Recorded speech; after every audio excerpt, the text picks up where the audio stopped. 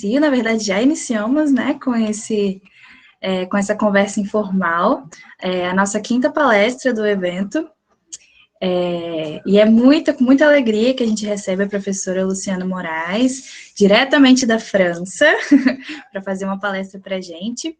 Mas antes de apresentar a professora, eu gostaria de falar que nós temos hoje a presença virtual também da nossa professora Flávia Medeiros Machado, e é uma felicidade enorme. A professora, ela faz parte do corpo docente do PPGEL, e ela é a presidente da comissão organizadora, e ela esteve afastada por algumas semanas, né, a professora contraiu o Covid, mas estamos muito felizes com a presença dela aqui, e ela gostaria de deixar uma palavrinha, né, para todos vocês. Então, professora, seja bem-vinda de volta. Carol, muito obrigada pela sua recepção. Fico muito feliz de ver todos vocês aqui. Agradeço de antemão já os professores que estão, que é o professor... Ao mesmo tempo eu vou ter que ficar adicionando, tá, Carol? O professor Roberto, a professora Marta, a professora Leila, foram os que eu consegui perceber que já estão assistindo conosco aqui. Bom, pessoal, como a Carol falou, o mês de setembro, quando iniciou as aulas remotas e também quando iniciou as atividades do nosso projeto webinar, do PPGEL, eu fui acometida dessa pandemia, que é o Covid, e eu tive que ficar hospitalizada, internada por muito tempo. Quase não sobrevivi, mas a vontade era muito maior, o fôlego de vida era muito maior, e eu estou aqui. Quero agradecer a todos vocês pelas suas energias, sua forma, seja o que for, como vocês conduziram a cada minuto, mensagem que eu recebi durante todo esse período. Bom, o projeto webinar, ele é o primeiro projeto do PPGEL, e ele está com esse primeiro título, que é o papel da pesquisa em tempos de pandêmicos. E ele foi um resultado de muitas ações do colegiado, do programa de pós-graduação dos estudos linguísticos. E o propósito foi, então, de ofertar discussões sobre as pesquisas da linguística cognitiva nesse tempo de pandemia. Como a Lu falou, nós precisamos abrir as câmeras, né, para nos sentir mais próximos. Em tempo de isolamento, é a única estratégia que nós temos. Então, para organizar essa proposta do webinar, foi designada, então, uma comissão mista por docentes e discentes do PPGEL, e além de um discente também discente do Departamento de Línguas e Letras, do nosso curso de Letras Portuguesas da Universidade. Então, eu assumi como coordenadora desse projeto webinar por ter idealizado, mas a proposta é de todos. É uma proposta da extensão, é uma proposta do PPGEL, é uma proposta da comissão, é uma proposta dos próprios professores que também estão compartilhando e de vocês que estão participando. Então, a gente dividiu esses esforços com a comissão organizadora para vocês terem esses momentos, que então são os nossos alunos mestrandos, os doutorandos do PPGEL, bem como da graduação. E não posso deixar de mencionar, porque no período que eu estava internada, eles foram exímios em cada detalhe. Então, me faltam palavras para agradecê-los pela forma como eles conseguiram conduzir diante de um projeto que a gente já havia planejado antes mesmo dessa situação. Que são eles, o Adilson Correia, que ele já fez a mediação em algumas palestras, a Ana Carolina, que está aqui presente também, que fará a mediação desta palestra, a Monique Suzano, que também trabalhou de uma forma extremamente exímie, a Elizabeth, que também trabalha como tradutora e intérprete aqui, e o Abraão, que é o graduando do DLL. Fico muito feliz de vocês estarem aqui, porque essa comissão foi um presente para mim, um presente para o PPGEL. E a gente não pode também deixar de agradecer a coordenação do PPGEL, que é as professoras Gisiane e a Lílio, por ter conduzido e coordenado também todas as reuniões do colegiado, bem como no primeiro dia de encontro, que nós tivemos o pró-reitor de pesquisa da PRPPG, que é o professor Valdemar, que deu uma palavra de acolhimento, de ações, até mesmo de parabenizando essa proposta, essa ideia que nós estamos aqui para dialogar. Então, é impossível também não deixar de agradecer a todos os professores do colegiado, porque após várias reuniões que nós fizemos com o colegiado, a gente passou a organizar uma programação com os nossos próprios professores do PPGEL, e os convidados estão abrilhantando esse projeto webinar. Então, entre diversas decisões que a gente pensou em conduzir esse primeiro projeto webinar do PPGEL, a gente pensou, então, numa modalidade virtual para que a gente pudesse fazer essa transmissão com as temáticas diversas a serem abordadas e que pudesse alcançar os nossos alunos e os participantes que aqui estão. Pessoal, esse evento ele se caracteriza como uma programação bem específica. A gente tentou atender todas as atividades desenvolvidas que aqui está na programação, que em breve será lançada as demais, a partir das nossas 3 linhas de pesquisa, que vocês as conhecem. É linguística aplicada, estudo sobre o texto e discurso, e estudos analíticos descritivos da linguagem. E também trazendo todo o marco teórico que os nossos professores pesquisam em seus grupos de pesquisas, até mesmo com seus orientados. Então, a finalidade de apresentar esses estudos são os resultados que os nossos professores vêm desenvolvendo já ao longo dos anos, e até mesmo dentro do próprio PPGEL. Então, o webinar considerou extremamente relevante para atender também o público interno, que são os próprios discentes do PPGEL, quanto também o nosso público externo, que são os discentes dos cursos de letras do DLL, do Departamento de Línguas e Letras da nossa universidade. Então, essa ação, ela possibilita a participação de toda a comunidade, justamente para que a gente possa oportunizar diálogos científicos, problematizações, discussões de pesquisa, como também até a própria retomada de todas as nossas atividades, dos nossos projetos de pesquisa que está em andamento, pensando nos nossos alunos mestrando, doutorando, e também outros interessados a ingressar no próprio doutorado. Também faço menção de agradecimento aos professores que já, principalmente o professor Anderson Ferreira, que fez a abertura desse projeto webinar. Depois, nós tivemos a professora Geisiane Violeta, numa fala extremamente importante sobre a linha 1, o professor Luiz Fernando Bulhões, a Aparecida Christ, e a Luciene agora, que nos encontra aqui, de uma forma extremamente maravilhosa, fabulosa, e abrilhantando mais uma vez as nossas atividades aqui no projeto webinar, e não podemos deixar de esquecer que na próxima semana nós teremos a professora Marta e a professora Leila compartilhando também os seus conhecimentos, suas atividades, seus projetos, para que a gente possa dialogar, discutir e também conversarmos com outros.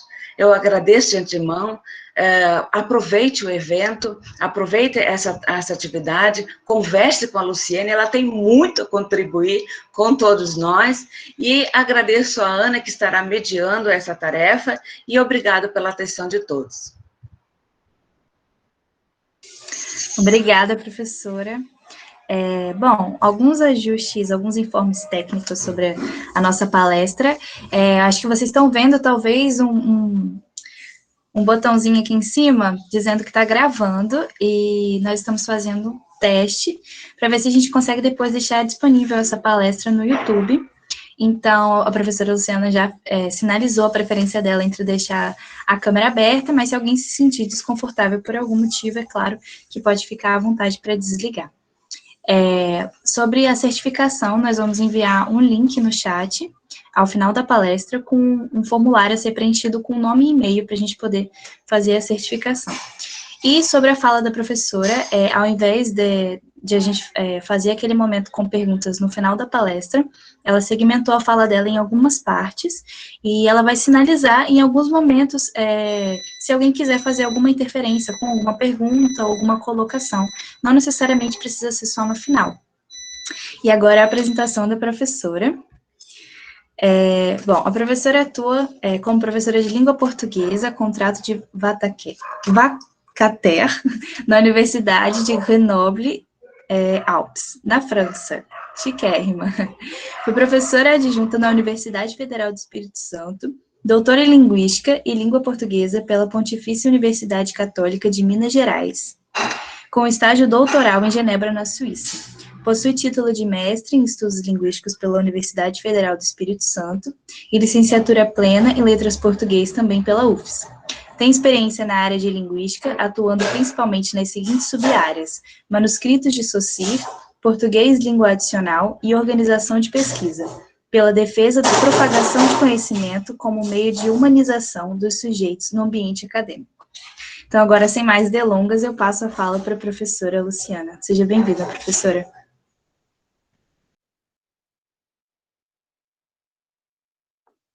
Agora sim. Obrigada. Eu quero dizer que é uma honra participar desse evento. Eu quero agradecer todas as pessoas corajosas que abriram as câmeras e fazer um convite para quem puder abrir a câmera, que abra. E se você precisar fazer alguma coisa e precisar abrir, fechar, não tem problema nenhum. Não precisa ficar constrangido por isso. Mas só de manter um pouco a câmera aberta já é um abraço no coração.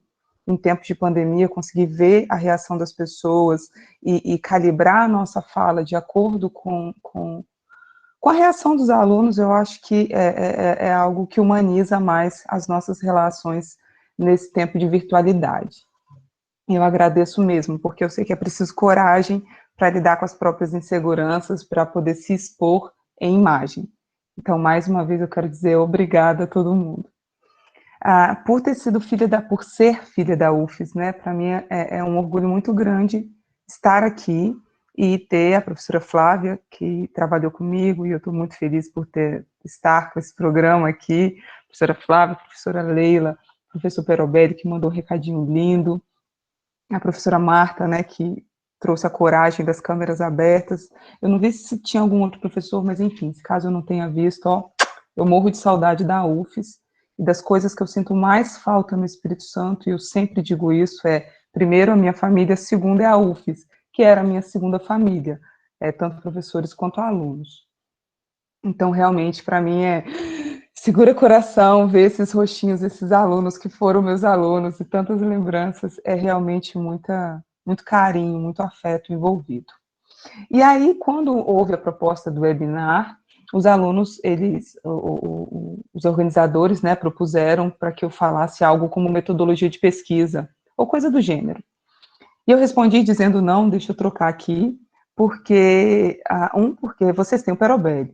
Então, um programa que tem o Perobelli é inaceitável qualquer outro professor falar de método de pesquisa, na minha opinião, porque ele é a autoridade no assunto. Então, já começa por aí. E segundo, porque eu pensei, poxa, eles têm o Perobelli, o programa tem uma estrutura de professores de excelente calibre, assim, professores que são referência nas 3 áreas. E aí eu pensei, gente, como que eu posso contribuir? Porque é difícil, sabe, para quem está de fora, para quem é convidado. Achei bonito a fala da Flávia, quando falou, vem para brilhantar. Eu acho que vocês que dão brilho, né? A gente vem como um arroz, né, para dar um corpo, para dar uma ajudada, mas assim, a carne, né, o gosto é do programa. Eu fico muito feliz por isso. E pensei muito de como que eu poderia, sei lá, contribuir de alguma forma. E eu ando um pouco rebelde. Eu quero contar para vocês essa minha rebeldia. A minha rebeldia é que eu penso que o mundo acadêmico, ele já tem bastante teoria. Está todo mundo fazendo teoria, está todo mundo pesquisando, fazendo trabalho excelente. Só que junto com isso, a gente precisa trabalhar outros aspectos. E esse é o caminho da minha fala. Os aspectos que suportam as teorias. Então, é uma fala que não tem finalidade pedagógica estrita, no que diz respeito a um conteúdo a ser absorvido. Tem muito mais um objetivo de discutir uma situação e, secundariamente, o objetivo de trabalhar a rotina, o cotidiano do aluno e do profissional pesquisador, ok? E aí eu separei a minha fala em 4 partes, E nessas 4 partes, cada vez que eu finalizar uma parte, eu vou pedir para vocês interagirem.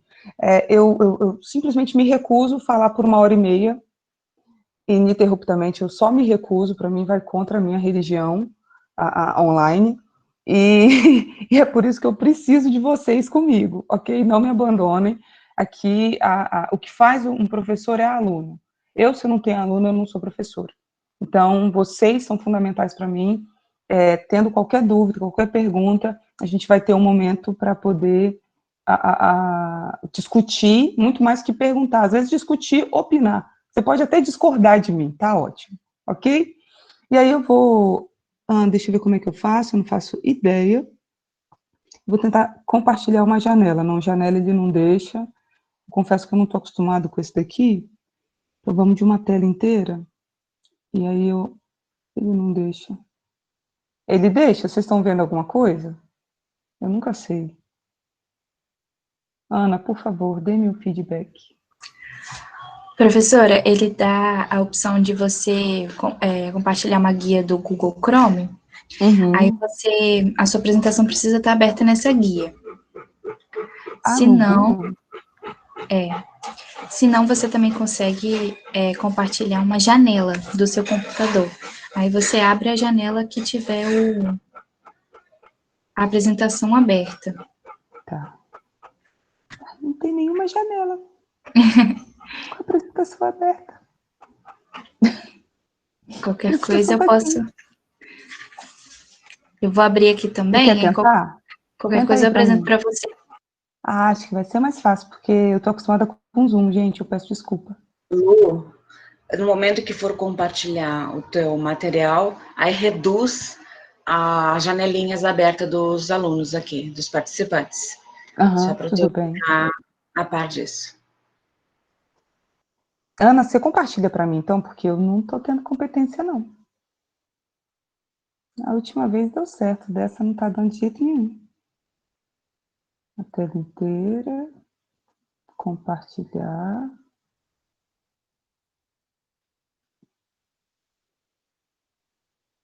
Tá indo agora ou não?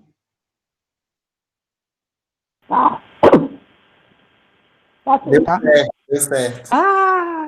Ok. Gente, a gente tem doutorado, pós-doutorado, não consegue compartilhar o negócio no Google. É isso aí, relaxa. Enfim, como eu disse, eu odeio compartilhar. Vou fazer o seguinte, vou sair. Desculpa, gente. Vou fazer diferente, interromper. Ana, compartilha para mim, criança, por favor. Porque se eu compartilhar, não vou ver vocês. E ficar falando, olhando para um data show, eu vou ficar maluca. Eu achei que eu ia continuar vendo vocês. Eu preciso de pessoas.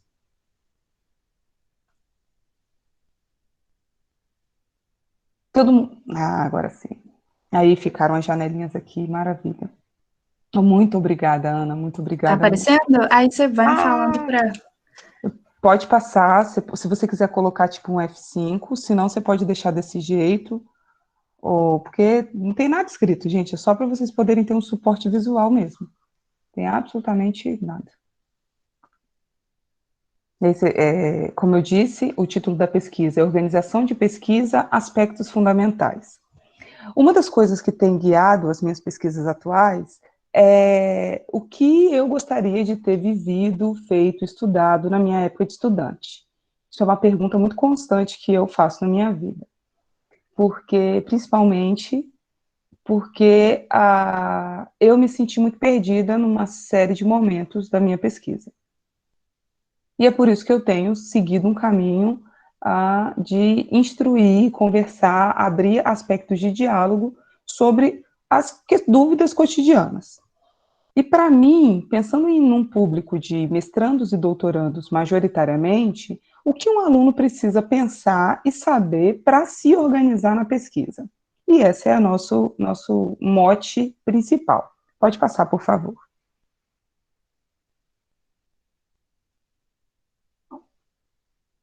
O segundo é só o link bonitinho da minha página.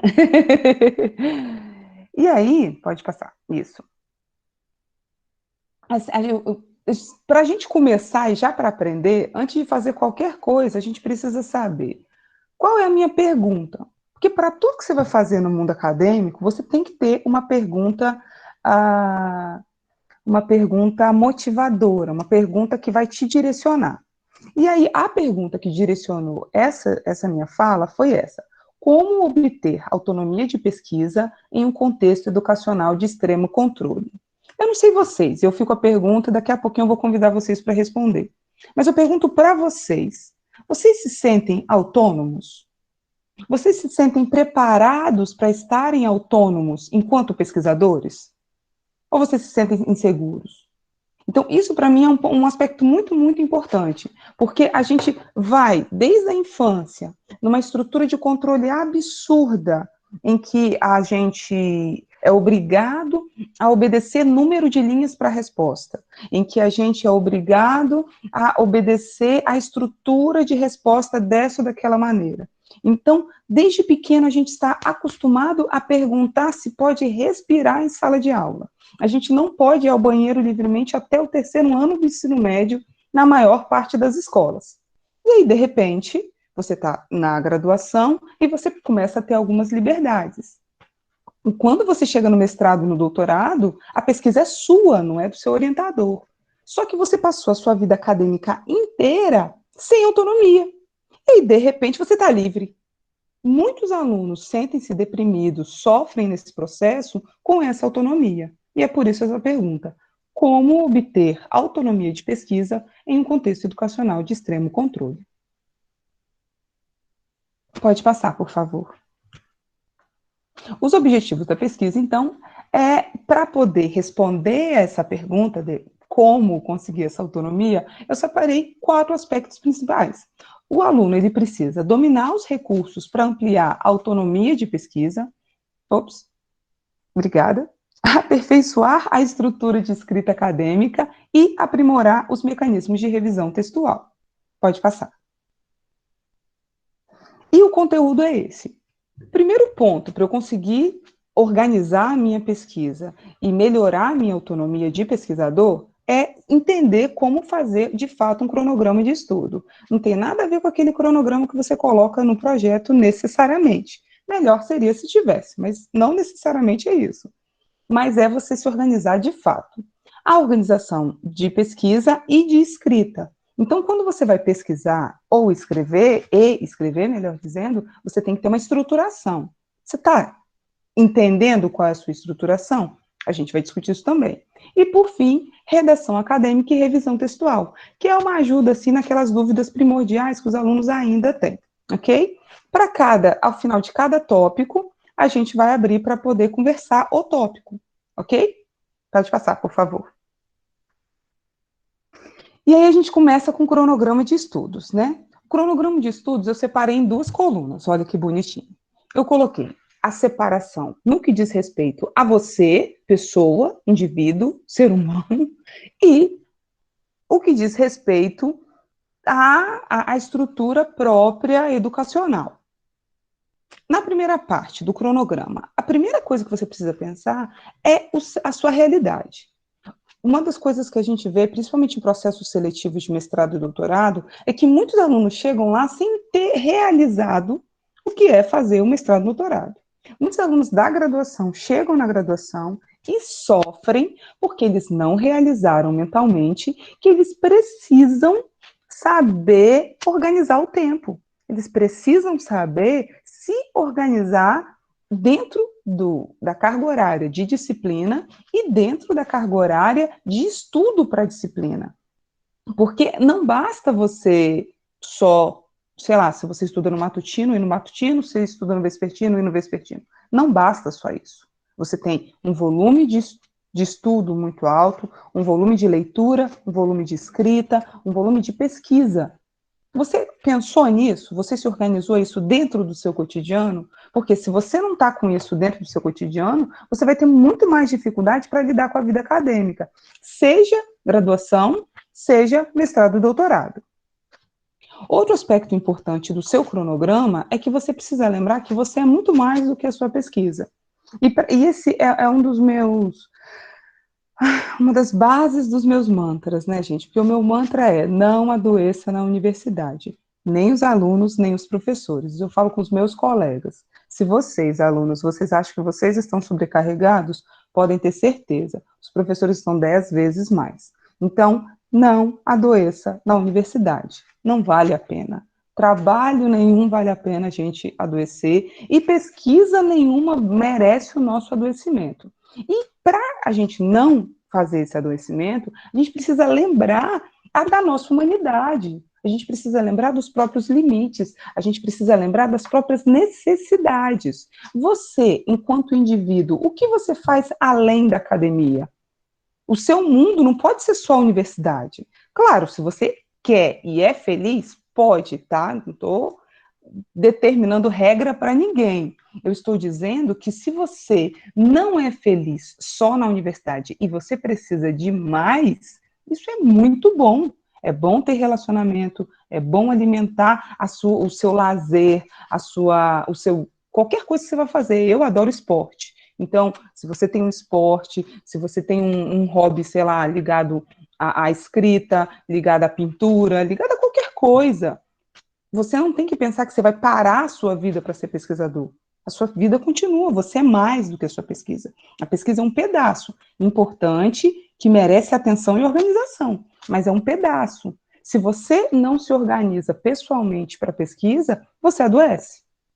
Porque você começa a viver só um texto e a sua vida não é só texto. Você precisa de endorfina, você precisa de outras coisas. E, por fim, é importante que no seu cronograma você tenha visão da sua formação como um todo. Então, o que de fato você quer com aquilo? O que de fato você precisa se organizar para dar conta daquilo enquanto cronograma de estudo pessoal? Se você consegue ver a sua formação como um todo, você consegue organizar na linha do tempo a sua estrutura de estudo, você consegue organizar na linha do tempo a sua dedicação a disciplinas, você consegue organizar na linha do tempo o que você precisa fazer para dar conta daquela formação que você quer, mas a visão do todo que você precisa. E aí, a gente sai a gente, parte, a primordial, primeiro ponto, você, ser humano, indivíduo, pessoa, que uma das funções é ser pesquisador. E aí, dentro dessa função de pesquisador, que é um pedaço de você, aí a gente vai para a organização. Você vai precisar pensar cumprimento de disciplina, leitura e fichamento de textos, participação em eventos, escrita de artigo e publicação, e escrita dos capítulos da dissertação, /tese, /monografia, para quem é aí da graduação. Então, percebeu? Na sua estrutura organizacional da sua vida acadêmica, não é a sua vida completa, a sua vida acadêmica, você tem tudo isso para cumprir. É muita coisa. Ah, então Luciana está querendo que eu desanime. Pelo contrário, eu estou querendo que você ganhe consciência para você agir por antecipação. Porque vários alunos chegam no final do semestre, estão esgotados, adoecidos, não fazem o melhor trabalho que podem apresentar, porque eles não se organizaram. E não é por incompetência ou falta de qualidade, não é isso. É porque não pensaram em todas as responsabilidades que eles teriam que assumir. Então, é muito importante vocês pensarem nessa lista de coisas a fazer, ok? E aí, continuando, eu vou pedir para trocar, por favor. Ups. Pensando, então, que a gente precisa de tudo isso, eu convido vocês a um pensamento, né? Eu estou aqui pensando se eu falo ou se não falo, mas falo sim. Às vezes eu penso, gente, se eu devo falar ou não devo falar. Eu vou parar aqui, porque eu acho que eu já falei mais de 20 minutos, eu já estou cansada. Faz um favor, volta no slide anterior. Obrigada. Pensando nisso tudo que eu falei, vocês têm pergunta, comentário, acréscimo? É a nossa primeira parada, o primeiro pit stop. Nós teremos 4. Sem perguntas? Deixa eu silenciar meu celular aqui. Ei, professora, boa noite. Boa noite, Amanda. É só um adendo mesmo.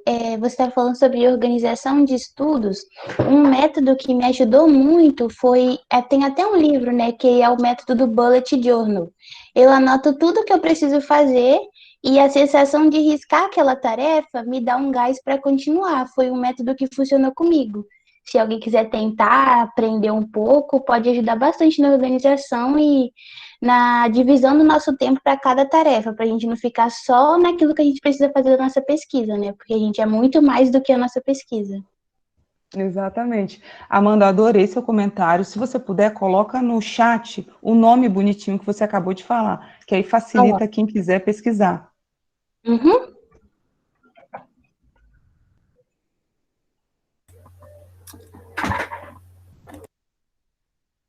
Mas alguém quer fazer algum comentário, uma pergunta, um acréscimo sobre organização de pesquisa, sobre dificuldade de lidar com isso?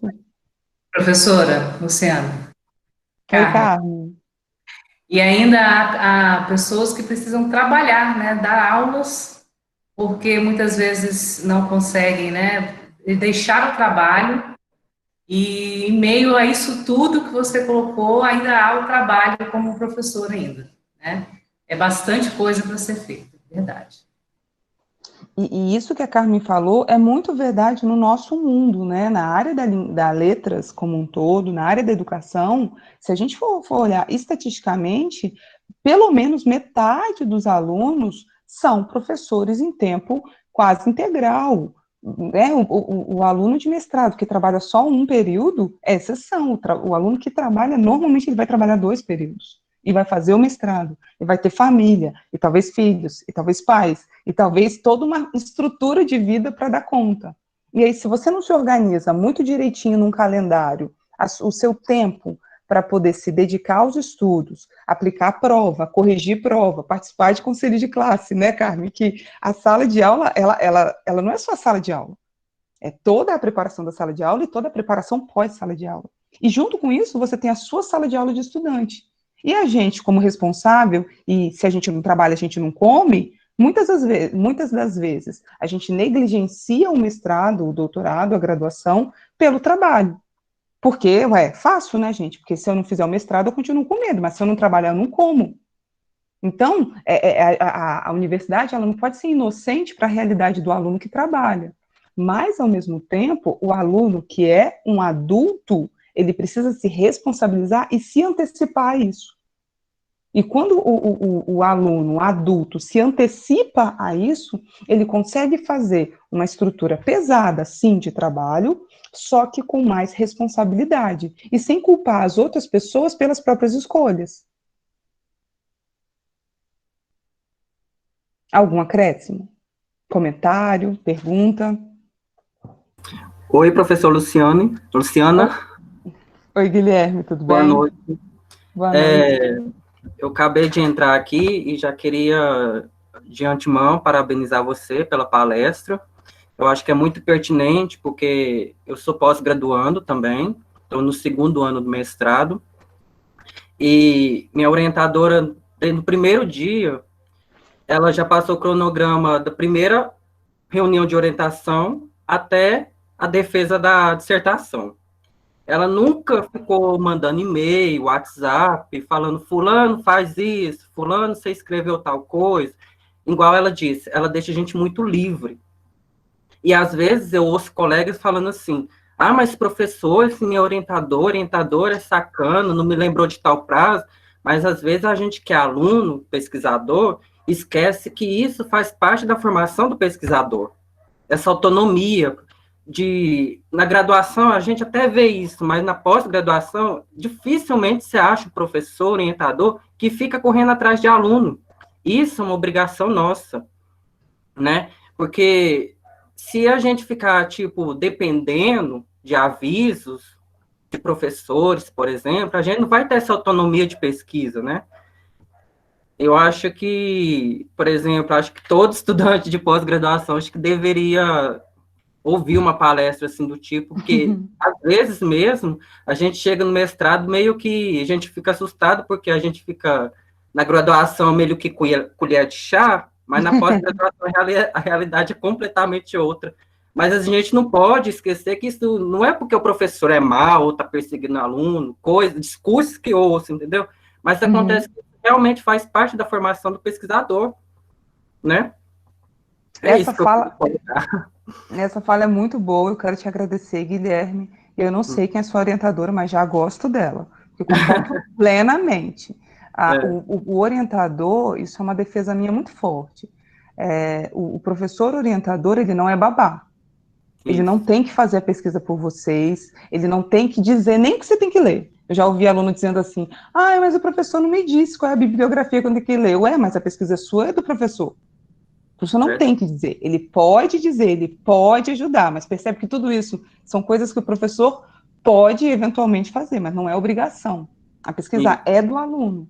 Então, o aluno ficar numa posição passiva é uma posição muito equivocada. A Valesca, ela comentou aqui no chat, né, proatividade é mais que necessária. É isso aí. Na pós-graduação, vocês são adultos responsáveis pela pesquisa, sabe? Vocês têm que consultar o orientador, porque ele está ali para te ajudar. Mas a responsabilidade não é dele, é do aluno. Muito bom, muito obrigada, hein, Guilherme? Eu que agradeço. Eu quero acrescentar que a Ingrid postou no chat a questão do método Pomodoro. Eu gosto muito do método Pomodoro, principalmente para quem está viciado em celular. Existe um aplicativo, existem vários aplicativos, eu não vou achar o nome aqui, estou caçando. Deixa eu ver, não, Amor, você está acordado? Tá. Como é que é o nome do aplicativo que vê o celular? Você sabe? Existem aplicativos que vocês conseguem descobrir quanto tempo vocês ficaram no celular. Se você colocar qualquer coisa na internet, lá na Play Store, ou qualquer coisa do gênero, e perguntar, alguém citou o Bem-Estar Digital, o Gustavo citou. Então, assim, só que existem vários aplicativos. Baixe o aplicativo no seu celular para ter certeza que você realmente não está olhando o seu tempo.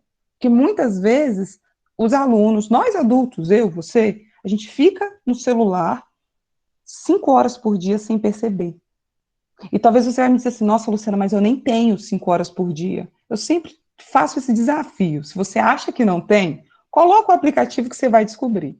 Porque a gente usa todo o nosso tempo de folga, no momento que a gente acorda, antes de dormir, no momento que vai ao banheiro, no momento que está comendo, para estar no celular.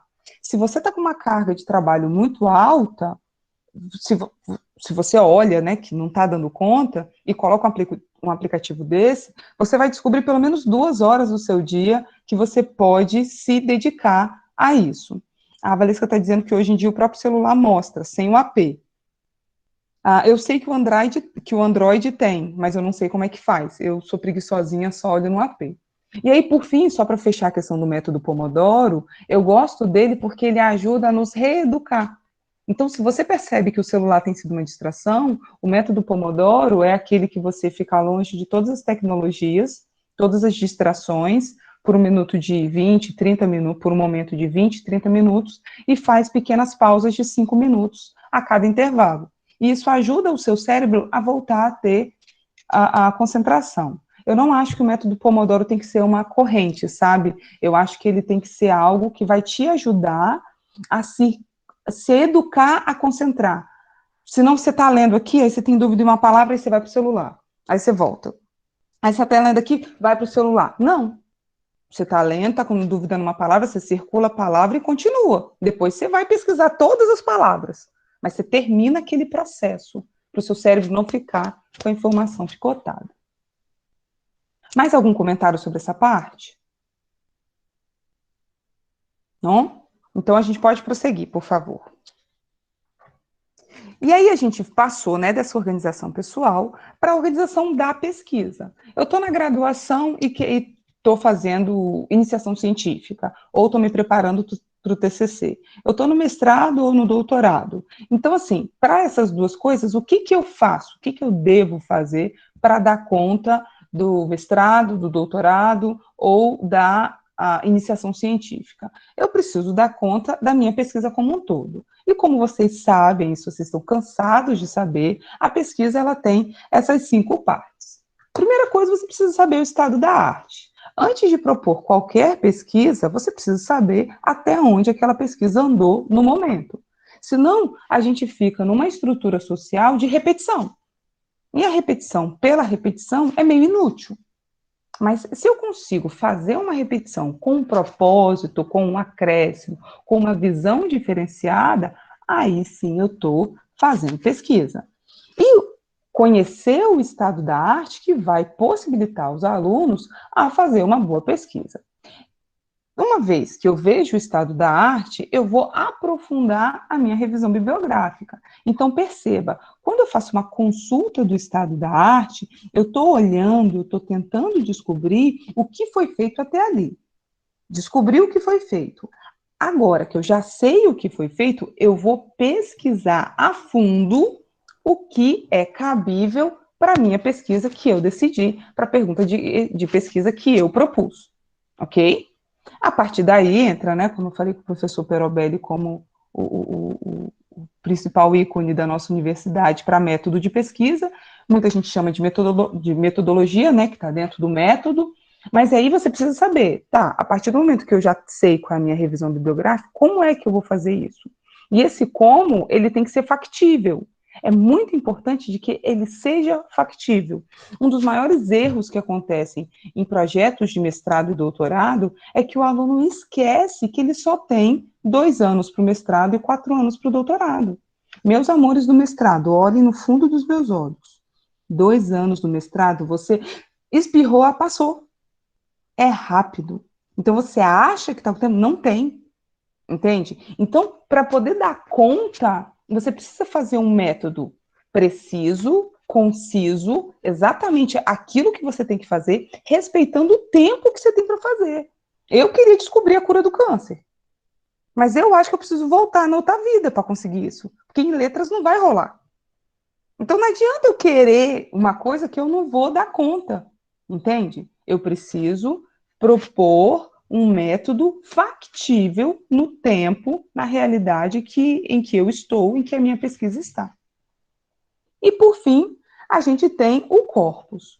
Um dos principais erros dos alunos é acreditar que o corpus é a pesquisa. Várias vezes eu vou conversar com algum aluno me liga, eu tenho sorte, vários alunos me ligam. Eu pergunto, como é que está a sua pesquisa? Aí o aluno fala só do corpus. Aí falou, que legal, o seu corpus e tal, qual é o seu referencial teórico? E o aluno se perde. Quais são os seus autores de base? O aluno fala 2 autores que não tem a ver com o que ele está pesquisando, são 2 autores que só toca ali do ladinho, e ele está completamente perdido. Porque ele está tão empolgado e tão feliz que ele tem um corpus, que ele esquece que um corpus só pode ser analisado a partir de um suporte teórico. Eu preciso de um suporte teórico para poder analisar o meu corpus. Se eu ficar só empolgado com o corpus e esquecer do meu suporte, o meu trabalho vai ter um problema. Então, eu preciso organizar a minha pesquisa nesse ponto. Você só vai conseguir fazer uma boa análise do corpus depois que você tiver nessa ordem. Feito um levantamento do estado da arte, feito uma boa revisão bibliográfica e definido o seu método de pesquisa. Aí sim você vai conseguir dar conta do seu corpus. E, tendo tudo isso, você vai conseguir interpretar e analisar, que são 2 coisas diferentes. Porque tem gente que pensa assim, um número é suficiente. Estamos em tempos de coronavírus, gente. Falando de uma forma muito simples. Fala-se de números em quase todos os jornais, em quase todos os países, números. O que os números significam sozinhos? Absolutamente nada. O que vai dar significado para esses números, o que vai dar significado a esses dados, é uma interpretação desses números e uma análise desses números a partir de algum aspecto. Ok? E aí, pode passar, por favor, antes da gente fazer a segunda parada, a sua escrita dessa pesquisa, você vai sempre ter que pensar, antes de tudo, no todo. Então, eu preciso conseguir, ali naquele projeto, quando eu faço os meus objetivos gerais, os meus objetivos específicos, entender qual é o todo da minha pesquisa, para depois fragmentar a minha escrita nas partes. E aí eu vou escrever os capítulos. E para finalizar, que eu vou fazer início e fim. Essa organização, primeiro eu penso e programo o todo. depois eu escrevo as partes e depois eu ligo e fecho com início e fim, esse é o caminho mais orgânico para você conseguir fazer uma pesquisa escrita, né? Não só fazer, mas escrever a sua pesquisa com mais facilidade. E aí eu pergunto e faço a segunda parada. Sobre organização de pesquisa e os aspectos da escrita geral do texto, vocês têm alguma dúvida, algum acréscimo, algum comentário?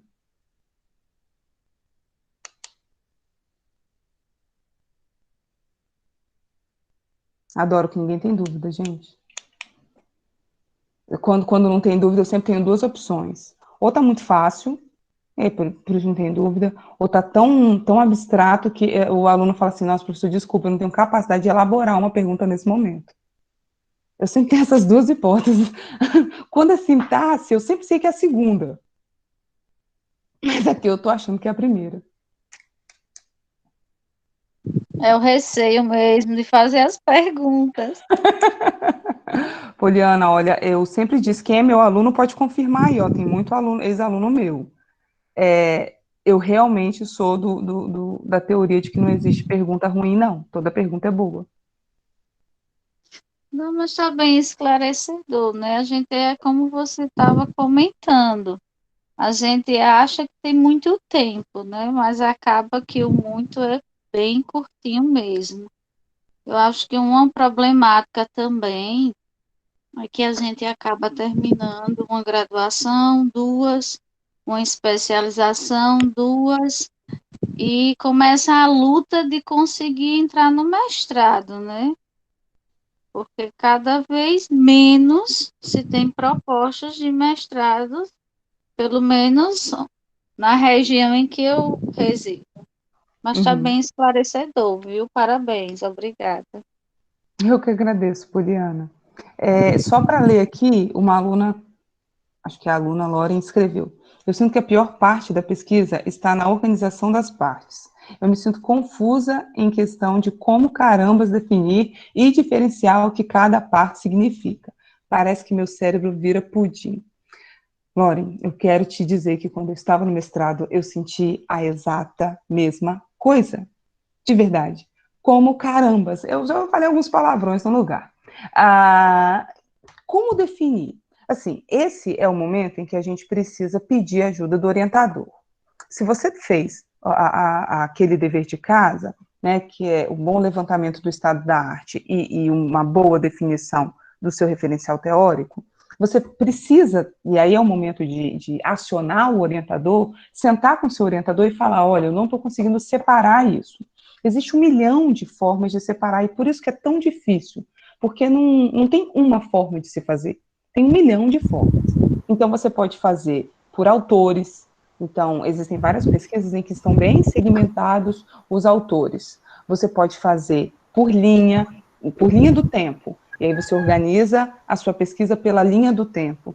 Você pode fazer por teoria, então eu tenho a tese, a antítese e a síntese, dependendo, às vezes eu vou ter teorias complementares. Então, assim, existe realmente muita forma de fazer, e é por isso que a cabeça vira pudim. E nessa é a hora que você precisa marcar um encontro com o seu orientador, com a sua orientadora, para pedir ajuda.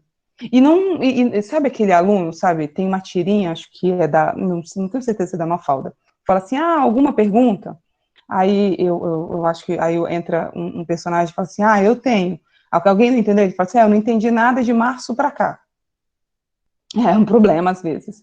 Sobre 2020, eu também não entendi, mas pensando em teoria, a gente pensa o seguinte, você não pode marcar um encontro com o seu professor e dizer, eu estou perdido, não sei nada. Você pode, claro, você pode, mas em algum momento, você precisa mostrar para ele até onde você avançou, o que você descobriu, você precisa dar ao seu orientador o que você construiu até ali. E aí o seu orientador, com você, vai conseguir delinear as partes do seu trabalho, ele vai conseguir te orientar nisso. Então, essa separação, eu acho mais fácil com a ajuda do orientador, uma vez que você já fez o seu dever de casa, por favor. Luciana, sim. eu de novo.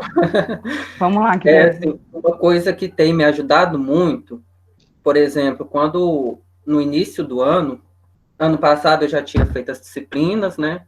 E já tinha lido uma quantidade significativa de teorias.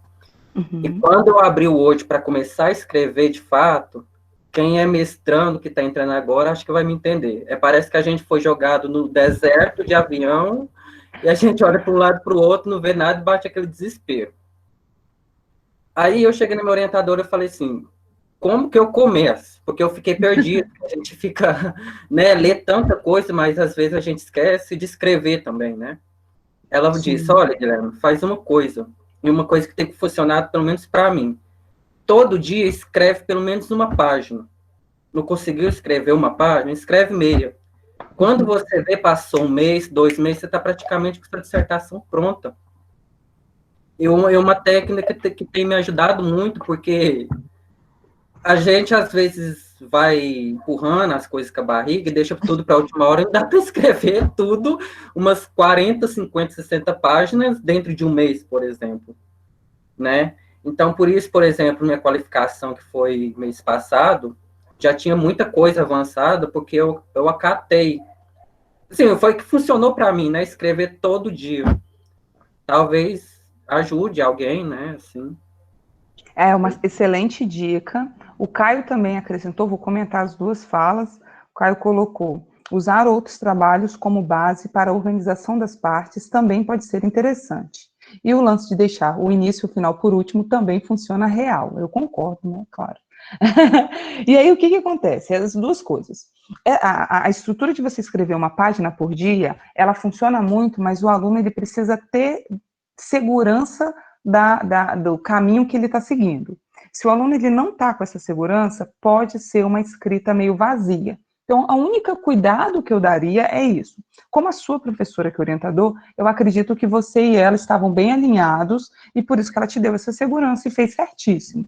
Então, uma vez que você já tem a certeza do seu caminho, escrever um pouquinho todo dia é fundamental.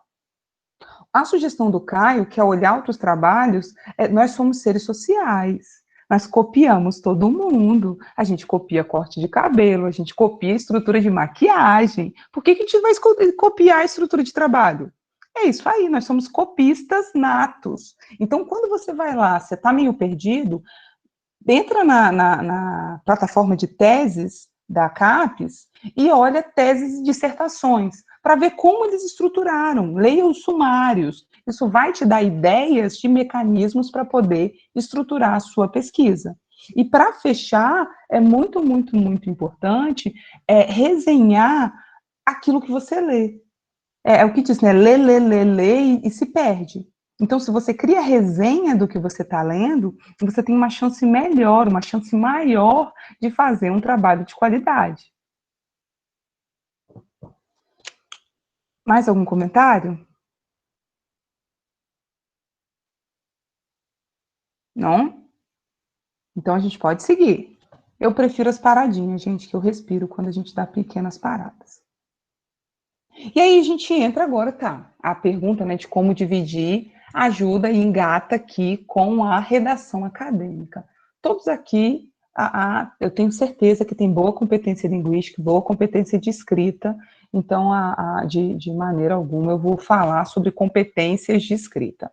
A fala vai ser só para lembretes, ok? Só antes de continuar, a Poliana perguntou se eu sugiro sites que tenham, né, que contenham eu acho bons exemplos para olhar a estrutura.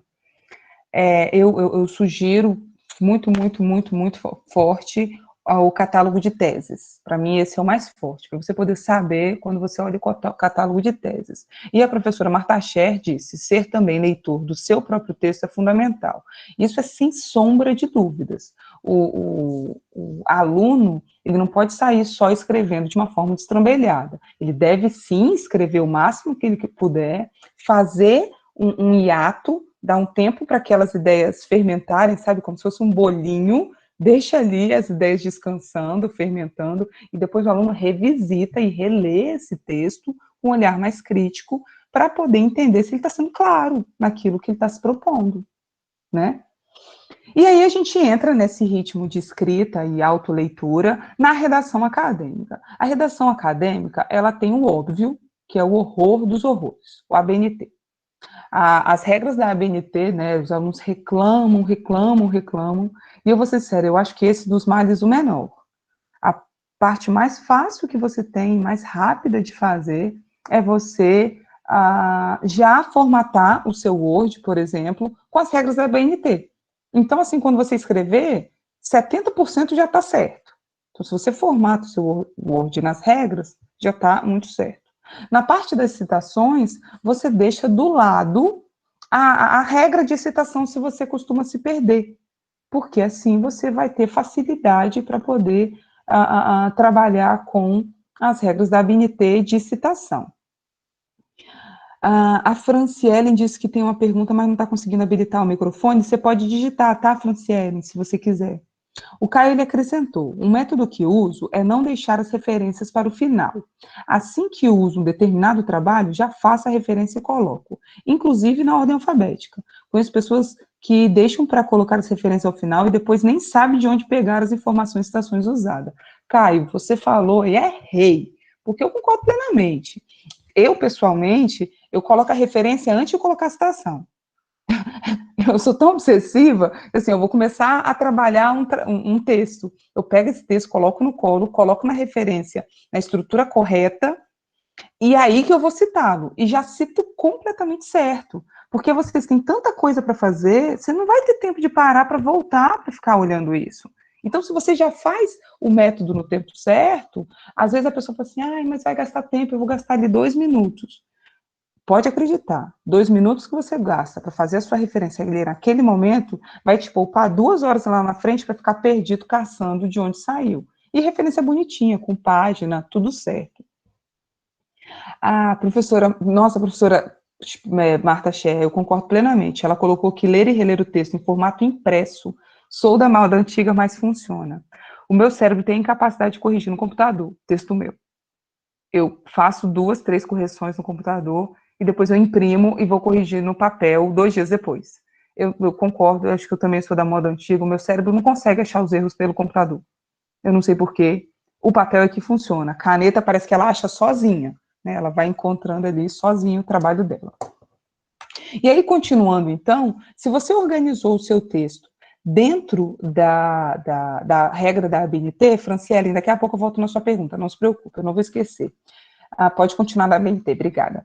Se você organizou o seu texto dentro da ABNT, você vai economizar muito tempo no fim do trabalho. E aí é sempre importante lembrar, né, já que a gente está falando da revisão da organização da sua redação textual, você precisa ter uma adequação de linguagem e uma progressão textual. Por que eu gosto de falar disso? Porque às vezes os alunos eles estão tão preocupados em falar sobre a teoria que eles esquecem que tem que ter uma linguagem adequada. Então,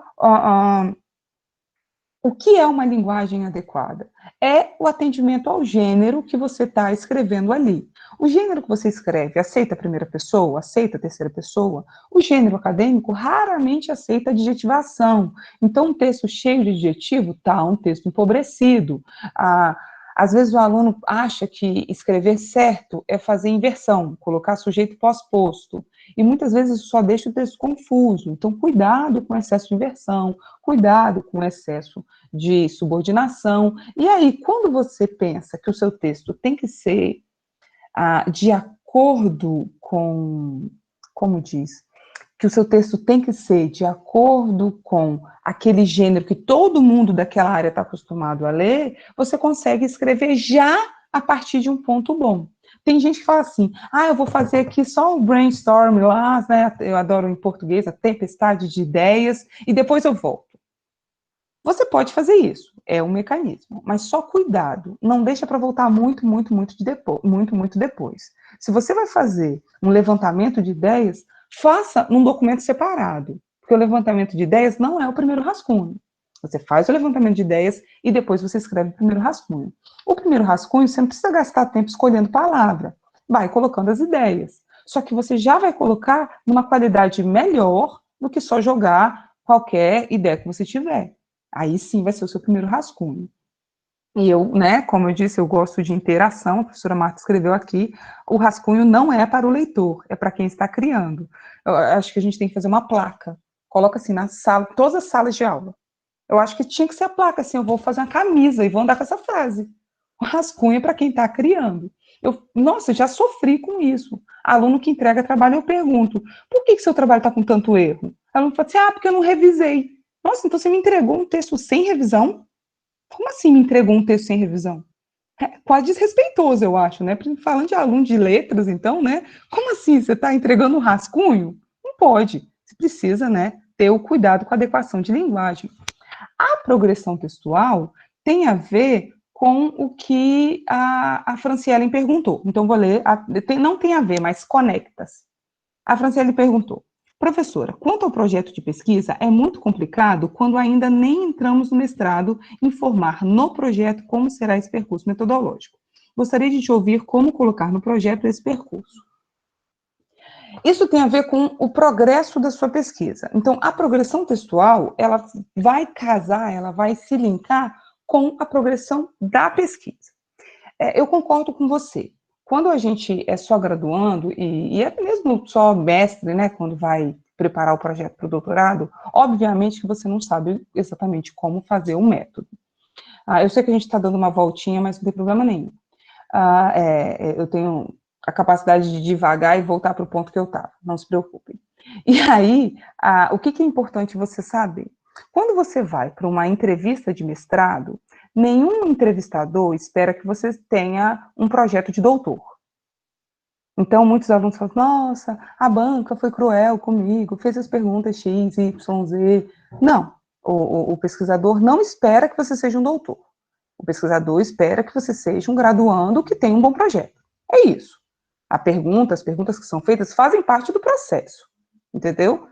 Totalmente faz parte do processo. Mas é muito fundamental vocês saberem que não se espera de um projeto de pesquisa não aprovado, sei lá, excelência absurda do Nobel, entende? Ninguém está esperando o Nobel.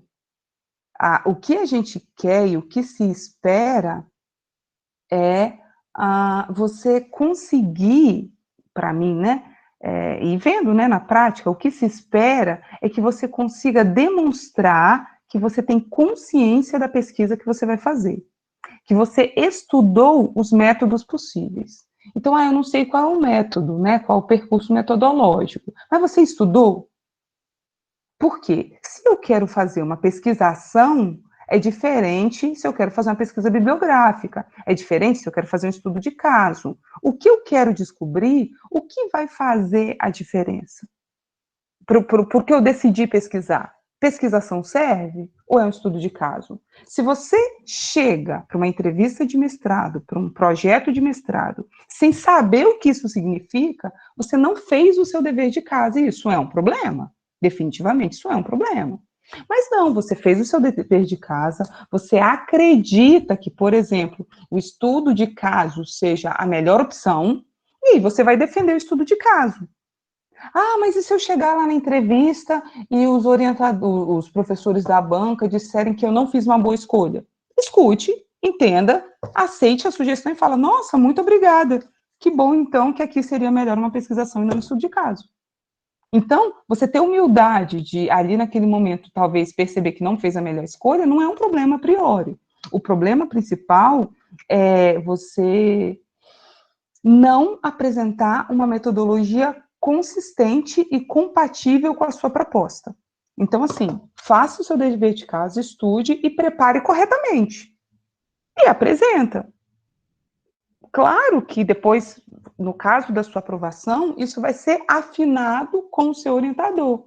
Só que você já precisa chegar lá com esse dever de casa cumprido. Então, colocar no projeto, o que colocar, né, como colocar esse percurso no projeto, é você descobrir e pesquisar qual é o melhor para aquilo que você quer responder.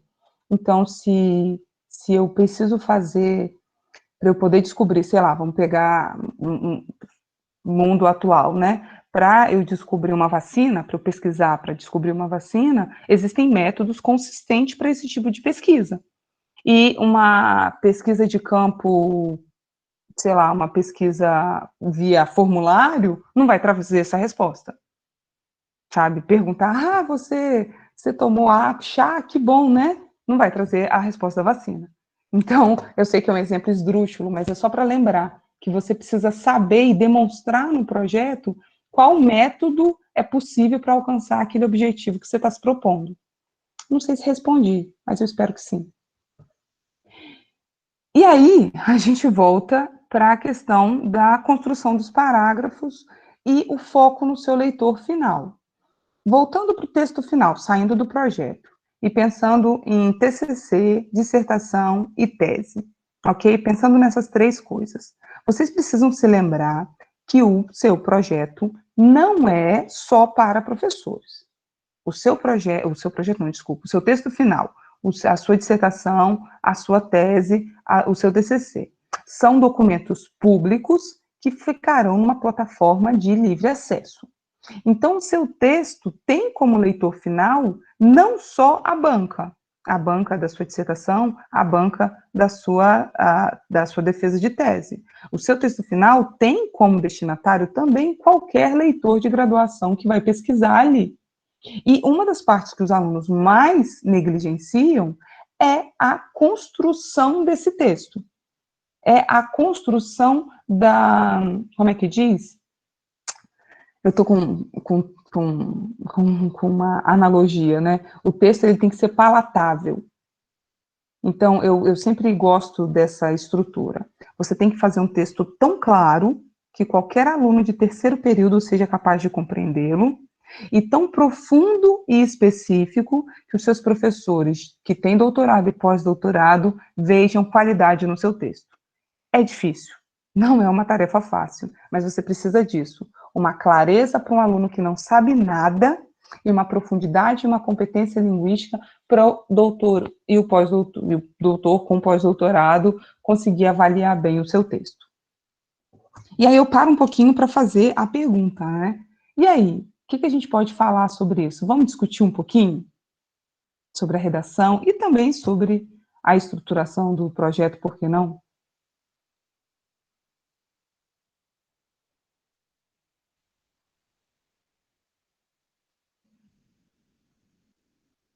Perguntas, comentários?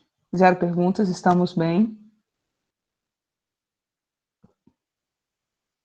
Olha, estou adorando as escritas. O Caio colocou: a minha mãe, que é administradora, está sendo minha cobaia em relação ao meu texto. Ela já está sabendo tudo sobre sociolinguística. Adorei. Essa é uma das minhas dicas para correção textual. Escolha alguém que tenha boa competência linguística, boa competência de leitura, mas que não conheça a sua área para ler o seu texto. Se essa pessoa lê o seu texto e entende o que você diz, quer dizer que você está escrevendo com clareza. Se a pessoa fala assim, nossa, não entendi nada, não é falta de competência da pessoa, quer dizer que você não conseguiu se exprimir, sabe, e se expressar. Então, por favor, sempre testem a própria escrita. E é interessante porque quando os alunos de iniciação científica, né, a Ana pode dizer aí, né, a gente manda o projeto, a gente lê, corrige e fala, nossa, o projeto está ótimo. E manda para o aluno acertar alguns aspectos, assim, aspectos leves. Todos os parágrafos têm um comentário para ser melhorado. E aí o aluno sofre, assim, meu Deus, a professora falou que estava bom, e não teve um parágrafo que aproveitou, eu tive que mudar tudo. O parágrafo estava bom. É importante você saber que o parágrafo estava bom, mas ele não estava ótimo. A ideia estava boa, mas não estava ainda perfeito. E esse movimento do professor colocar você para reescrever um parágrafo é um movimento fundamental para a maturidade da sua escrita. A professora Virgínia já está aposentada, se eu não me engano, a professora Virgínia Abraão foi a minha orientadora de mestrado. E eu devo muito, muito, muito, muito a todos os meus professores da graduação e do mestrado. A professora Liliane Yakovenko, eu acho que eu já disse isso para ela, se eu não disse, vou repetir aqui para ficar registrado. Ela é a minha deusa da linguística, né? Primeiro período de letras, em Linguística e Estudos Introdutórios, primeira aula na UFES, entra a Liliane Yakovenko, a rainha. E aí, a partir daquela aula, ela não sabe, ou não sei se eu já contei para ela, talvez contei, desculpa, professora Lilian, se eu estiver sendo repetitiva, mas naquela aula eu me apaixonei pela linguística, e ela é uma das responsáveis de eu estar aqui e de ter pesquisado e lido o que é e o que não é linguística no primeiro período de letras. Ela é a culpada, completamente culpada, totalmente culpada, a professora Lilian Iacovenco.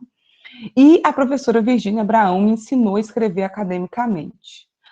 Eu fiz a minha monografia com a professora Júlia Almeida, que foi fundamental para eu conseguir estruturar uma pesquisa com uma certa competência, mas escrever academicamente no nível de pós-graduação, eu só fui aprender já dentro do mestrado. E as correções da professora Virgínia Abraão, que foram fundamentais. Então, eu faço um convite aos alunos, um convite mesmo. Cada vez que o seu professor devolver um texto para você com vários comentários, pode dar uma surtada, sabe? Dá aquela surtada, dá uns gritos, pula, sei lá, come chocolate, bebe água, o que você quiser, não sei. Faz o que você, né? Põe para fora todo o estresse que isso gerou. Depois volta para o texto, olha e agradeça que você tem um orientador atento que está te pedindo para melhorar as coisas. E não fica pensando, mas ele não entendeu o que eu quis dizer. Não, foi você que não conseguiu explicar. Você que está pedindo para você refazer, quer dizer que você não conseguiu explicar, entendeu? Então, essa postura ela é muito importante. E quando o professor fala, nossa, parabéns, está bom, e manda você mudar 900 coisas, é porque está bom. E você precisa mudar essas 900 coisas, é isso mesmo. É só isso, não é nada demais, entendeu? O Roberto Perobelli colocou lindo aqui, né? O interessante é destacar que se trata de um projeto, ou seja, o encaminha para o futuro, né? Então, seja lá o que você está fazendo no projeto, você está ali vislumbrando o futuro. E por isso você deve fazer com a consciência de como aquilo vai ser realizado, né? O Caio acrescentou aqui, os comentários que a professora Marta fez no meu projeto estão aqui do ladinho. Acho que ajustei tudo. É isso aí, olha, quem tem a professora Marta tem um tesouro. E aí, o que acontece? Quando você está diante desse... eu sou super suspeita, gente, porque eu amo todos os professores do PPGEL e amo como, enquanto professora, enquanto aluna que fui da maioria deles, e enquanto professora e colega, que pude trabalhar com pessoas muito comprometidas e muito competentes. E, graças a Deus, sempre disse isso na cara, que eu falo bem na cara mesmo, falo pelas costas também. Porque, né, um grande orgulho de trabalhar com um programa como esse, ter trabalhado, melhor dizendo, num programa como esse. E aí, só para a gente poder fechar essa questão da construção dos parágrafos, eu, no meu doutorado, o professor Hugo Mari, talvez vocês já tenham lido alguns textos de semântica dele, para mim é inesquecível. Na minha tese, no capítulo 3, eu acho, eu escrevi um parágrafo para explicar quando Saussure descobriu lá uma coisa das sonantes nasais na evolução da língua. E aí eu escrevi essa explicação. E o professor Hugo Mari, na primeira vez, falou, Lu, essa coisa não está... Escreveu, né, de amarelinho, do jeito que o professor Hugo fazia lindo no texto, não está claro.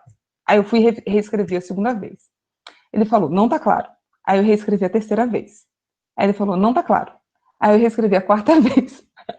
Aí ele falou, não está claro. Então, foi um parágrafo que eu escrevi na primeira versão da minha tese. E quando chegou na penúltima versão, ele ainda estava ruim. Eu definitivamente não tinha conseguido explicar aquele maldito evento da evolução das sonantes nasais. E aí, faltando, acho que 3 meses para eu entregar o meu texto final, saiu um livro novo sobre Saussure. Eu ativei no Gmail, não sei se vocês sabem como é que funciona isso, você consegue ativar lembretes para você receber lembrete no seu e-mail quando qualquer palavra que você registrar for cair na internet. Então, eu tenho até hoje ativado o nome Saussure. Então, se hoje você publicar qualquer coisa sobre Saussure, eu vou receber um e-mail dizendo que você publicou isso. Não sei se vocês sabem fazer isso, é uma dica. Você pode colocar, tipo, um sintagma inteiro. E eu fiz isso para poder descobrir as publicações que estavam saindo no decurso da minha tese. E aí, faltando 3 meses para eu defender, saiu um livro sobre o Saussure, para eu defender não, para eu entregar o texto. Saiu um livro sobre o Saussure, e eu comprava todos obsessivamente, eu comprei esse livro novo, e no capítulo 2 desse livro, ele usava um capítulo inteiro para explicar exatamente aquele parágrafo que eu estava com dificuldade. E aí eu escrevi pela 5ª vez o parágrafo, eu juro, gente, foi a última versão. E aí quando veio a resposta do Hugo Mari, né, com anjos cantando, harpas sendo tocadas, e ele disse, tá ótimo, faz sentido agora. E depois eu fui ver as primeiras versões, realmente não fazia sentido nenhum. Eu acho que eu não estava conseguindo explicar direito, porque eu mesma não tinha entendido. E aí eu precisei ler em algum outro lugar para conseguir entender. Mas eu só descobri isso na 5ª versão. Então, percebe? Eu estava no final do doutorado, uma boa competência linguística, e a gente faz isso. E tudo bem. Tudo bem, a gente fica bem, tá ótimo. Eu sempre gosto de contar essas dificuldades, porque às vezes os alunos olham para a gente e pensam assim, nossa, a pessoa tem a facilidade. Não, gente, a gente passa pelos mesmos problemas, o mesmo sangue que corre aqui, corre aí. E aí eu gostaria de passar para o próximo slide. E aí a gente entra, né, a gente já falou um pouquinho de revisão, né, a professora Marta já deu algumas dicas de revisão, o professor Perobelli já falou da questão de compreender que o projeto encaminha o futuro, e eu acho que ele fez esse comentário também respondendo um pouquinho a fala da Franciele, né, ela disse, como que eu coloco a minha metodologia lá, e é a questão de vislumbrar o futuro mesmo, eu acredito que essa é a resposta dele principalmente, e agora que a gente já pensou em como construir o texto, a gente precisa trazer um pouco de revisão textual. Eu esqueci de falar uma coisa sobre a construção do texto. Palavras de Virginia Abraham, né? Eu quero dizer que aprendi com ela. Todo capítulo, ele é um todo.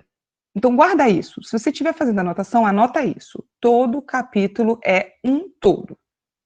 Pensa que vai chegar um aluno de graduação, um aluno de mestrado, um dia ele vai encontrar sua tese, a sua dissertação, seu TCC, e ele vai querer ler o capítulo 3. E o capítulo 3 tem que fazer sentido do início, meio ao fim. O capítulo 3 não pode estar perdido, sabe, fazendo referência vaga ao capítulo 2 ou ao capítulo 1. Obviamente pode fazer referência ao capítulo 2 ou ao capítulo 1, mas não vaga, tem que ser precisa. E isso gera uma sensação para o aluno de que o texto está confuso. Isso gera a sensação de que o texto não está muito claro, sabe? E isso não é legal. Essa sensação em você que está escrevendo. Mas é importante você saber e ler cada capítulo como um todo, entendendo que aquele capítulo, ele vai ser lido por alguém sozinho, sem introdução, sem a conclusão, sem as referências, talvez sem a análise, ou a pessoa vai ler só a análise. Por isso que muitas vezes você acha que terminou o texto, você manda para o seu orientador e o seu orientador fala, tá faltando a introdução do capítulo. Parece que você morreu no final desse capítulo, porque tem capítulo que parece isso, né, que o aluno, sei lá, desmaiou e desistiu do texto. Você precisa fechar o capítulo. Você não pode desmaiar e deixar para. Você pode até desmaiar, mas volta e termina o capítulo. Então, você precisa entender que o seu capítulo, ele é um todo. Então, ele tem que ter uma introdução, que às vezes vai ser 3 parágrafos. Se você está lá no 7º capítulo, sei lá, por algum motivo você tem um texto grande, ou muito compartimentado, você precisa dizer qual é o lugar dele na fila do pão. E como é que eu digo isso no início? Eu preciso dizer para o meu leitor que esse capítulo, na fila do pão, tem esse lugar. Ele está no lugar 7, que já foram esses 6 que abordaram isso, e esse capítulo tem esse papel. E agora eu entro no capítulo. Escrevi lindamente, cheguei no final.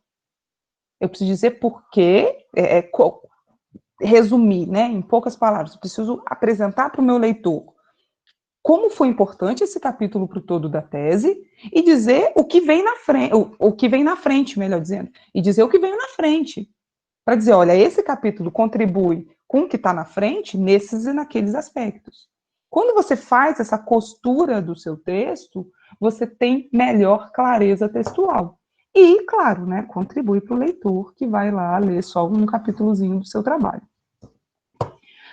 Adorei. Obrigada, Caio. Eu vou pensar que rainha eu também sou, tá? Rainhas nascem rainha, eu vou dizer que é para mim isso. Tomo para mim, sim. Enfim. Aí a gente vai na questão da revisão textual. Quando você revisar o seu texto, pronto, olha, tudo já passou, né? A gente conseguiu, olha que maravilha. Você já fez você já se organizou, você já lembrou que você é um ser humano e você já está respeitando quem é você já obedeceu o seu orientador, não sobrecarregou o seu professor, não responsabilizou o seu professor por uma coisa que é o seu papel, você já escreveu capítulos de qualidade, você já escreveu as costuras dos capítulos, início e fim, e agora? E agora, para mim, sumiu aqui o slide, mas eu vou falar assim mesmo. E agora, obrigada. E agora você vai pensar na sua revisão. E aí aqui é só um lembrete, se você quiser tirar print aí desse lembrete, né? O que eu preciso olhar quando eu revisar o meu texto? Primeira coisa que eu preciso olhar é a repetição de palavras. Recurso super fácil. Tá no Word? Ctrl L. Coloca Ctrl L, vai abrir o localizar do seu Word. Digita a palavra que você acha que você repete muito e você vai descobrir se você repete muito o texto mesmo. Olha que maravilha. Repetir muito aquela palavra. E aí você consegue, de evento em evento, e decidir quais momentos é possível trocar. Isso é uma dica de revisão. Outra dica de revisão é usar articuladores textuais. Articuladores textuais facilitam a clareza do texto. Então, se você sabe que um parágrafo é conclusivo em relação ao parágrafo anterior, começar esse parágrafo com um articulador de conclusão vai ajudar. Se você tem um parágrafo um pouco grande, se a gente, sei lá, se eu penso em Foucault, esses dias eu tentei fazer um vídeo para ensinar a ler Foucault, acabou que eu nem publiquei porque eu achei que ficou horrível. Eu vou fazer de novo. E aí eu peguei um parágrafo que tinha 65 linhas. Sim, meus amores, Foucault, um parágrafo de 65 linhas. E aí, nesse parágrafo de 65 linhas, eu quero dizer que ele estava muito bem escrito, com início, meio e fim, muito bem limitado. Então, olha só, não importa o tamanho exatamente, não estou dizendo para ninguém escrever um parágrafo de 65 linhas, não, tá? Pelo amor de Deus, o Foucault pode, nós somos meros mortais. Nesse parágrafo, havia articuladores para eu poder me encontrar ali naquele texto. E vocês, eu, quando escrevo, eu preciso pensar qual é a relação dessas ideias que eu estou apresentando. Às vezes, para nós, está muito óbvio, mas o uso correto de articulação textual melhora a clareza e a objetividade do seu texto, ok? Melhor do que ficar, sei lá, tipo, sendo muito perifrástico, sabe? Quando a gente usa muito mais palavras para explicar uma coisa que, às vezes, uma frase simples seria suficiente. Eu vou ler um pouquinho aqui, porque eu percebi que a coisa que andou. O Ayrton Matheus colocou, ai, que fofo, ele disse que gostou, estou muito feliz que você tenha gostado, que uma pena que não estava ouvindo desde o começo, mas vai usando aí que vai dar certo. A Margarete agradeceu, a parabenizou, eu estou feliz por isso também. A Rosieles Magalhães disse que é professora do Marco Antônio. Rosieles, claro que o professor Marco Antônio não vai lembrar de mim, porque nós que idolatramos os professores, né, os alunos são meros mortais, e eu idolatro também o professor Marco Antônio, que na primeira aula que eu tive com ele, olha só, estava lá na PUC Minas, primeira aula com o Marco Antônio, a primeira coisa que ele falou, você é da Universidade da professora Liliane Yakovenko, né, isso tem, milhões de anos, e ficou uns 10 minutos na sala falando sobre a tese de doutorado dela, fiquei muito feliz por isso. Então, se puder, manda um beijo meu para ele. E o Guilherme perguntou, professora, é aconselhável levar o trabalho escrito para um revisor antes do depósito final? Eu sou defensora assídua da correção, de pedir a correção de um corretor. Só que eu também sou muito consciente do preço que isso custa. Então, nem todo aluno tem grana para pagar um corretor. Então, se você tem grana para pagar um corretor, pague, vale a pena. Mas, se você não é o seu caso, relaxa. Peça para colegas corrigirem. Troca trabalho, sabe? O meu trabalho de mestrado foi corrigido por 3 colegas minhas. O meu trabalho de doutorado também foi corrigido por 3 colegas. Então, você pedir para alguma outra pessoa ler o seu trabalho, que tem a mesma competência linguística, ajuda muito. E alguma pessoa, ou uma competência linguística mais elaborada, alguma pessoa que seja, né, claro, da área de letras, que tenha essa competência. Como aqui a maioria dos alunos é da área de letras, quando você pede para outra pessoa corrigir, não é que você é incompetente, você só está dando a possibilidade do seu texto ser corrigido com outro olhar, Porque como o nosso texto é nosso, o nosso cérebro preenche lacunas que a gente não vê. E esse é o problema. Então, se a gente pensar, pega qualquer livro, sabe, qualquer monstro da linguística, da gramática, do que você quiser, a editora tem corretor, entende? Então, o trabalho de correção ele é fundamental para qualquer pessoa. Então, sim, eu aconselho a revisão textual, mas não obrigatoriamente paga, né? Porque, eu não tenho grana, pô, não tem grana, relaxa, usa seus pares mesmo para corrigir, isso tá ótimo, ok? Tô com grana, tá ótimo, pô, perfeito, paga sim. Eu já paguei e já tive de graça, as duas coisas funcionaram lindamente. E o mais legal, pagando ou não pagando, com colega ou sem colega, quando sair a versão final, a primeira página que você vai abrir, você vai achar o erro. Uma coisa fenomenal. Não sei se a professora Marta Cheia já passou por isso, mas o professor Peromé também não sei se já passaram. Quando meu livro foi corrigido por três pessoas muito competentes, foi corrigido pela professora Virgínia Abraão, foi corrigido pelo professor Hugo Mari, foi corrigido por 2 professores da Suíça, foi corrigido pelos 2 professores que eram auxiliares, e todos os professores foram lindos, me mandaram as correções e tal, tudo lindo. A editora pagou um revisor, a editora PUC tem revisor profissional, foi revisado. Chegou o livro na minha mão, capa verde, lindo, abri a página, primeira página que eu abri, não era a página 1. Sabe quando você abre aleatório? Primeiro parágrafo que eu olhei, pá, erro de concordância. Primeiro, gente, é pra você sentar e chorar, é do tipo, puta que pariu, gente, erro de concordância, que é óbvio, um erro de digitação. Roberto escreveu aqui, sim, já passei, ódio define. Concordo, gente. Então, assim, a gente vai ser caprichoso na nossa correção, obviamente, mas sabendo que, gente, é texto. Você escreveu 200 páginas, né? Relaxa, savata, tudo bem, faça o melhor sempre. E aí, Já, olhando ali, ops, que susto. já aconteceu de eu estar dando uma aula sobre a importância de revisar o texto e no meu slide tinha um erro de escrita, eu não sabia se eu me matava ou se eu fingia demência. Fingir demência sempre, se matar não vale. A professora Leila Lateste está dizendo a maior verdade que eu concordo. Por mais revisões que façamos, algo passa. Mas precisamos estar cientes que quanto mais revisões, menor a chance de erros. Eu concordo plenamente, é isso mesmo que a gente está defendendo. Quando eu conto para vocês, né, que o meu texto foi corrigido por 8 pessoas, inclusive por um revisor textual, e que passou um erro, eu não estou defendendo a não revisão, pelo contrário. Eu estou dizendo que a revisão é tão importante que é necessário ser feito mais do que uma vez. Você não pode escrever um rascunho, o seu texto inteiro, que é o que a professora Marta falou lá atrás, né, que o rascunho é para quem escreve, não é para o leitor, escrever um rascunho e mandar o rascunho para o corretor. Corretor textual, mesmo que ele seja profissional, ele não é milagreiro. Ele não é Jesus Cristo, ele não vai transformar, não, ele não é milagreiro, sabe? Então, se você entregou um texto de baixíssima qualidade para o seu corretor, é claro que vai passar muito mais coisa. E a professora Leila Teste está certíssima, você tem que fazer correções não só no final, durante todo o processo, capítulo a capítulo você vai fazendo correções.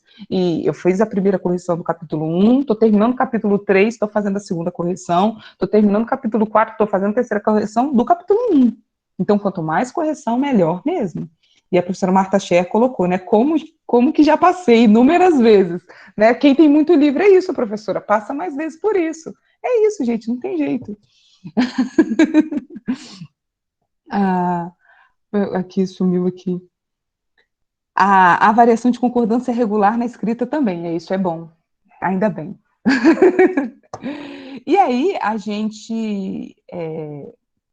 já estamos quase caminhando para o final, né? Lembrando, né? Como a gente foi fazendo as perguntas no meio, isso é gostoso.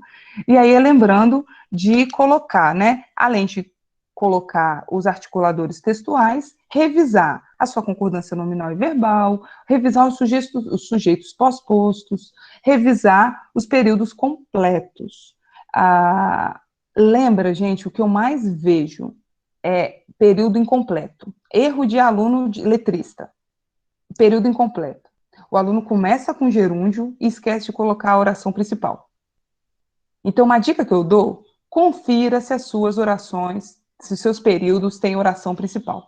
Porque, gente, eu vejo muito assim, que o aluno colocou um ponto no lugar que está faltando a oração principal. Então, é só fazer, sabe, quando você estiver passando o pente fino, conferir se você tem períodos completos. Porque, às vezes, está completo na nossa cabeça, e a gente esqueceu de colocar o principal.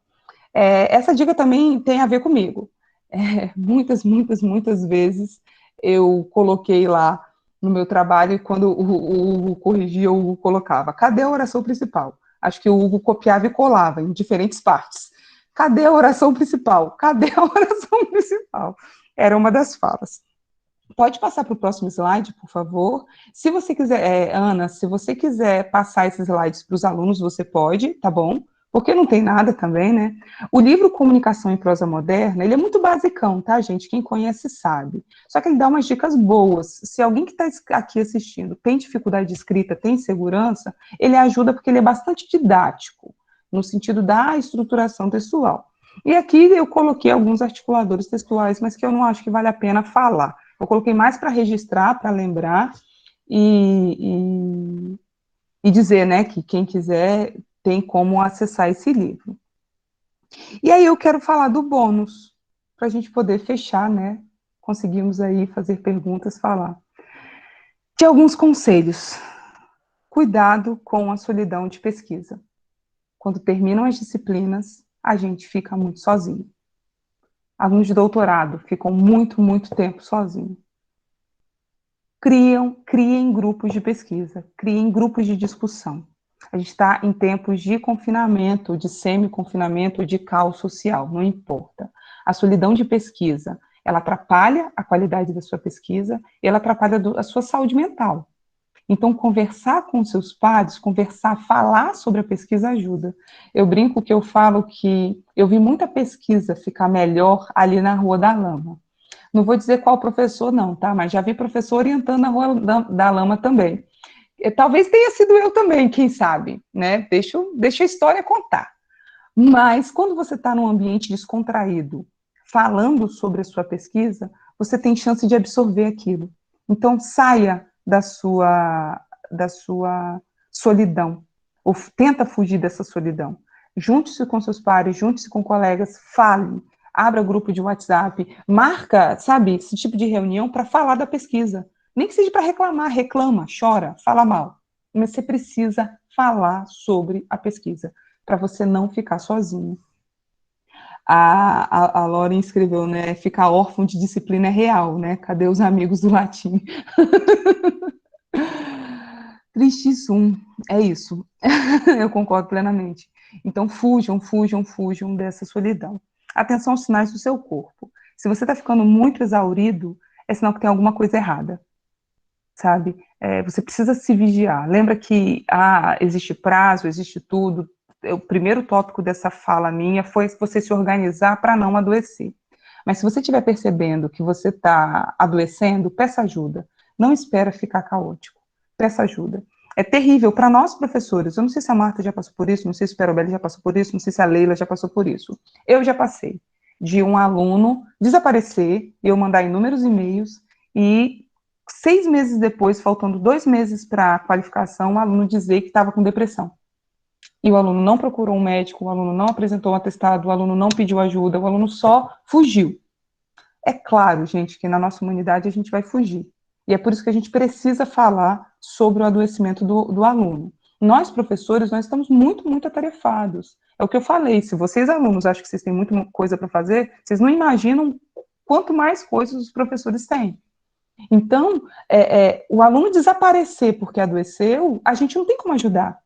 Mas se você começa a perceber que está adoecendo, e se você diz para o seu professor, e você procura um profissional da saúde para te ajudar, você tem mais chance de passar por esse processo de uma forma menos saudável. Sabe, de uma forma mais saudável, melhor dizendo, menos prejudicial para você.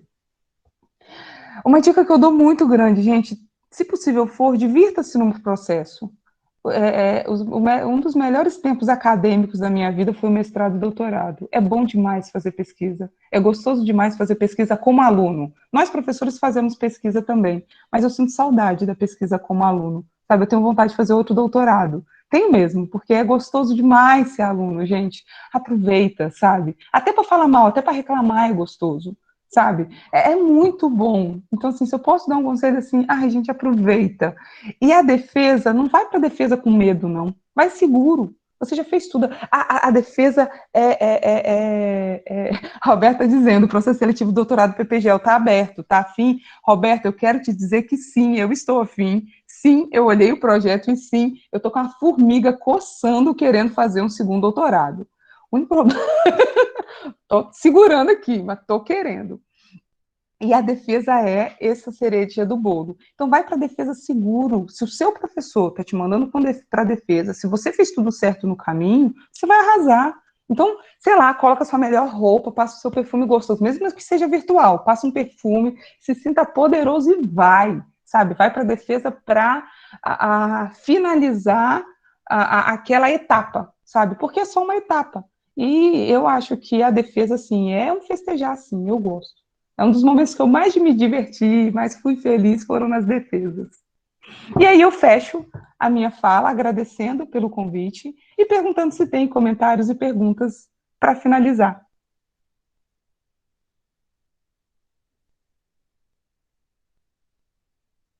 A professora Cher falou, olha só, a minha defesa de doutorado foi o dia mais feliz da minha vida acadêmica, eu concordo plenamente. Comentários, perguntas? Lu, querida, eu quero. Primeiro quero dizer que te amo, né? Ai, te amo publicamente. Muito. Mas dizer que estou com saudade, a sua apresentação foi brilhante, parabéns. É mentira que você não poderia falar de metodologia, poderia sim, mas obrigado pelo carinho. Né? É sempre bom ter esse reconhecimento, que eu também devolvo dizendo que a sua exposição foi muito direta e didática, né? E que eu espero, nesse momento agora em que as pessoas estão produzindo seus projetos, né? É possível que muitas pessoas aqui estejam produzindo projetos para poder participar do processo seletivo. É muito importante, né? Então, de alguma forma, você também continua contribuindo para o nosso PPGEL da maneira como você sempre contribuiu. Muita saudade, viu? Meus parabéns. Obrigado. Eu agradeço, é muito gostoso, né? O Perobelli sabe, é amor mesmo, gente. É amor além do PPGEL. E aí, sem perguntas, estamos bem? Se não tiver comentários nem perguntas, a Ana pode encerrar. Não temos perguntas, mas temos muitos elogios aqui no chat, como sempre. Nada que surpreende quando você fala de Luciana, né? Olha, eu esqueci de dizer, sigam o meu canal, gente, me indica para os amigos, usa minhas aulas, professores, me peçam aulas, eu publico. A professora Luciana tem um canal no YouTube, né? E também tem um Instagram que fala sobre esse tema, inclusive, né? Organização de pesquisa. Lu.decertese. Sim, isso, decertese. E sigam ela, gente. Ela posta dica e vídeos maravilhosos que eu assisto e sempre me salvam muito. Vídeos que eu sempre assisto e volto, falo, nossa, é aqui que eu vou voltar para consertar isso. Enfim, nós temos muitos elogios, muitos comentários. A Fernanda Toffolo falou, queria agradecer pelo modelo de apresentação, não me distraí em nenhum momento. Muito obrigada mesmo, parabéns, professora. Ana Luísa, também, professora Leila, saudades, professora Luciana, foi incrível. Luísa Chagas, obrigada, Luciana, foi lindo. Carol Santos, muito obrigada, professora, sou sua fã desde sempre, desde a primeira aula na especialização. Jonathan Carvalho, amei o diálogo, palestra de hoje, Luciana, gratidão. Alexandre também, parabéns pela palestra, Ayrton, Carmen, muitos beijos, professora maravilhosa, Guilherme, passa os slides para a gente. Eu vou enviar os slides para todos os inscritos agora mesmo. Finalizando a palestra, eu já envio. A Ingrid também, enfim, acho que eu não vou conseguir ler todos. Quanto mais eu vou baixando, mais comentários vão chegando. Olha, adorei o comentário do Perobelli. Pena que não deu para ver o saltão. Em tempos de vídeo aula, né? A gente só apresenta da cintura para cima, a gente para baixo.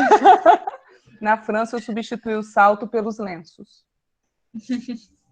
Tá todo mundo de shortinho de pijama por baixo, né? Havaianas.